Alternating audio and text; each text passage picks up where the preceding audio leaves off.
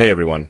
Today I want to talk about something that's not just geopolitical, but actually deeply human. A shift that's been unfolding quietly but firmly, something that if you zoom out from headlines and politics, you'll see is far more than just global diplomacy or power games. It's about evolution, about a civilization reclaiming its trajectory. Now, let's be clear, this isn't an anti-West statement. It's not about blame, it's about balance. It's about a country, with one of the oldest continuous civilizations on the planet, moving into a position where it's no longer being steered. It's steering itself. If you zoom out far enough, like not 10 years, not 50, but maybe 200, 300 years, you start to see patterns that aren't visible on the surface. One of those patterns is how nations rise and fall, and how influence shifts. It's like a pendulum, sometimes slow, sometimes sudden, but it always swings. Now, India's story is one of the most fascinating in human history. We're talking about a civilization that dates back thousands of years before the Roman Empire, before most of Europe had written alphabets. It invented the concept of zero, advanced astronomy, surgery, mathematics, you name it. And then, somewhere around the 18th century, the trajectory changed. Colonization happened. The British Empire took over, and this massive, innovative civilization was essentially put into standby mode. Colonialism wasn't just about taking resources, it was about rewriting a nation's mental software. It replaced systems, languages, education, even self-belief. It taught generations of Indians that value comes from somewhere else, from London, Paris, Washington.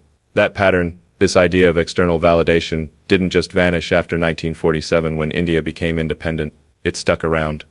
You could say it's like legacy code.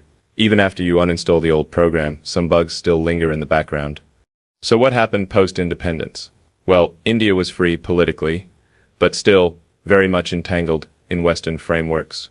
Whether it was trade via the US dollar, economic policies modeled after World Bank or IMF suggestions, or education systems heavily inspired by Oxbridge and the West. And look, this wasn't always bad. It helped India integrate into the global system. But integration is not the same as leadership. Integration can still mean dependency. That sips the chain I found talking about. The West didn't control India in the conventional sense anymore, but it still held onto the levers, credit ratings, tech patents, media narratives, and even talent migration. For decades, many of India's brightest minds left for MIT, Stanford, or Wall Street because the perception was that real opportunity lay out there, not at home. But here's the interesting thing. India didn't fight this system directly. It learned from it. It reverse-engineered the operating system. It built parallel systems, quietly, iteratively, incrementally. And now it's starting to push those systems into the global arena, from UPI and Aadhaar to space missions and diplomatic independence. It's like watching open-source beat proprietary software. What makes this moment historic is that India isn't trying to catch up anymore. It's moving on a different vector. It's no longer seeking to be accepted by the West. It's creating its own value, its own identity, and offering it to the world. And that's what I mean when I say the final chain, mental, systemic, and structural, is breaking. Once a nation knows how to code its own future, it doesn't need anyone else's permission to build it. So, let's talk about technology, because honestly, this is where the real game is being played. Military strength? Sure. Diplomacy? Important. But tech is the invisible infrastructure of power. It's what silently runs economies, controls information, enables surveillance, shapes culture, and the countries that don't control their tech stack, they don't control their future. For a long time, like several decades, the Western world, mainly the US, pretty much owned this domain. From microchips and operating systems to payment systems and AI platforms, if you wanted to build or scale anything significant, you had to plug into a Western system. There wasn't really an alternative. Now let's look at India. For a long time, it was a net tech consumer. Great engineers, amazing talent, but most of it was being exported. Silicon Valley was full of Indian brains building Western fortunes. The infrastructure back home, still dependent. From mobile operating systems to GPS, from banking infrastructure to payment networks, it was Western dominated. But over the last 10, 15 years, something shifted. And it wasn't loud, it wasn't flashy, it was subtle, systemic, and honestly, very smart. India started building its own digital architecture, not because it was trying to be protectionist, but because it saw the risk in overdependence. UPI, for example. It's not just a payment system. It's a digital backbone.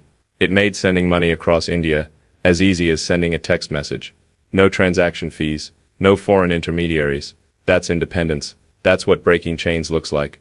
Then there's Aadhaar, over 1 billion people with a biometric digital ID integrated into banking, welfare, taxation, again built locally, and incredibly hard to replicate at that scale. And now look at semiconductors. India is investing billions in chip fabrication plants, partnering with countries like Japan and Israel, because it knows you can't be a 21st century superpower if your chips are made somewhere else. Even in space, India is taking a bold approach. I mean, you've got ISRO landing a rover near the moon's south pole at a fraction of what it costs NASA. That's not just impressive, it's disruptive. And you know what's most interesting? The West is now studying these models. That's when you know the game is flipped, when the old teacher starts taking notes from the student.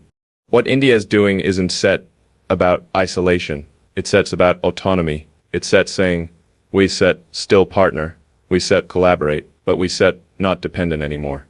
That SIP's a really important distinction.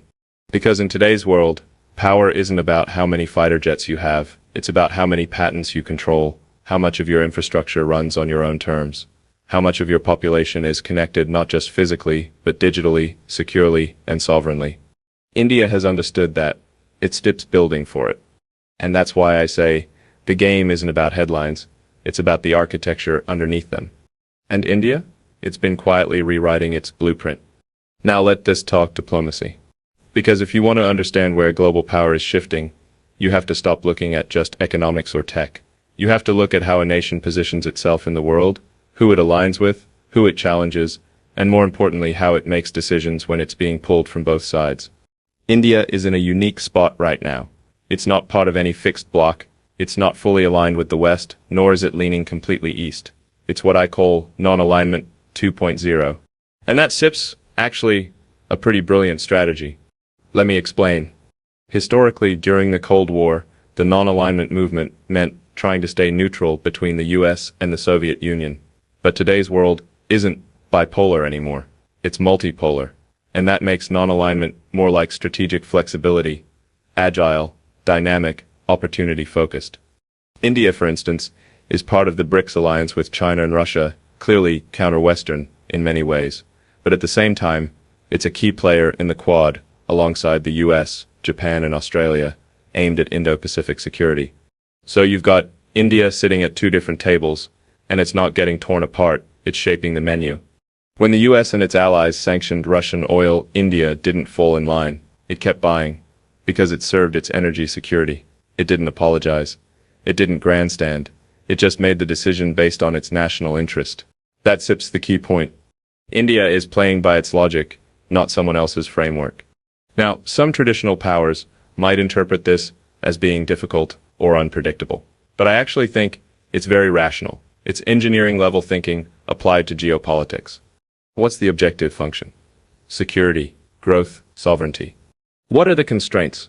Global pressure, regional threats, resource limits. What's the solution space? Fluid diplomacy, self-defined priorities, parallel alliances. You see, the world is moving toward a decentralized model, whether in finance, information, or influence. And India is building its foreign policy the same way. And this isn't anti-West. India still trades heavily with the US, works closely with Israel on defense, and partners with European nations on sustainability and tech. It just refuses to be told what to do. And that SIP's the chain that SIP's quietly snapping. For decades, diplomacy was about alignment. Pick your side, stick to the narrative. But now, the smartest nations are building multi-aligned architectures, like a distributed system. If one node fails, the network still runs. That's SIP's what India SIP's doing. It's building redundancy into its foreign relations. And in a future full of shocks, economic, military, environmental, that resilience could make all the difference. So yeah, non-alignment 2.0, it's not about standing still, it's about moving in every direction you need, at the speed that makes sense, without waiting for permission.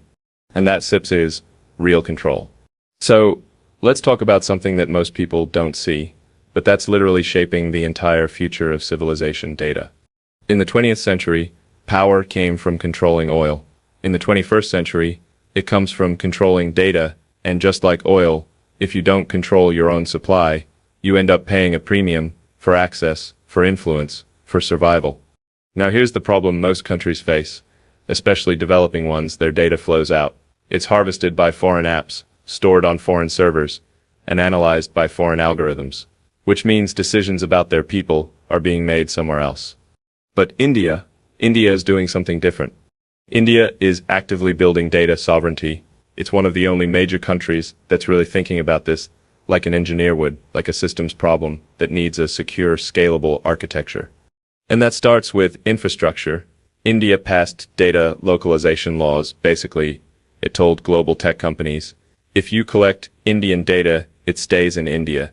It's not negotiable. That's a big move, because most of the cloud infrastructure is still controlled by the US, Amazon, Google, Microsoft. But India didn't just make a demand, it built the capacity to back it up. And it's going further. UPI, the digital payment platform, is not just a convenience tool, it's a public utility. The government owns the pipes, and it's not just domestic.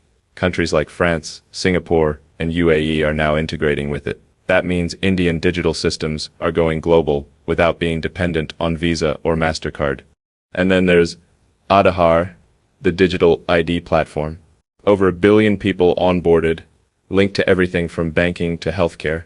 But again, it's not privatized, it's sovereign, it's Indian data for Indian systems. And now comes the next layer, AI. Most large language models, the ones driving the current AI revolution, are trained on Western data, Western values, Western languages.